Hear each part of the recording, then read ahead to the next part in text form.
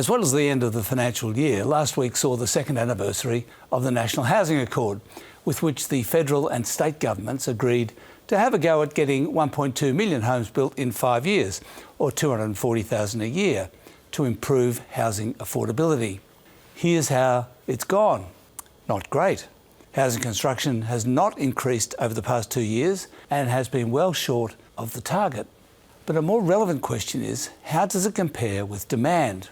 Well, the simple measure of demand is population growth divided by 2.5, which is the average number of people per dwelling.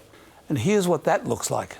Supply has exceeded that measure of demand every year except 2023-24, when there was an immigration blowout. So why have house prices been rising, apart from a brief correction when interest rates went up in 2022?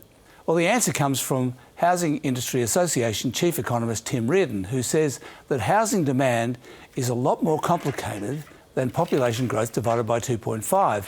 He says for new housing, it's 2.2 people per dwelling, and you also have to account for demolitions, economic growth, and demographic changes.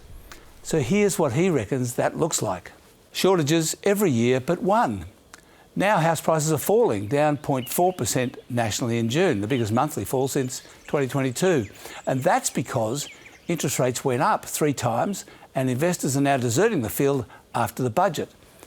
But it won't last if supply can't catch up to demand. Real demand, that is.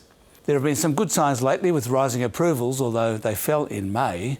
But there's also some anecdotal evidence that the budget is causing tradies to desert the industry along with investors because of the minimum 30% tax on family trusts.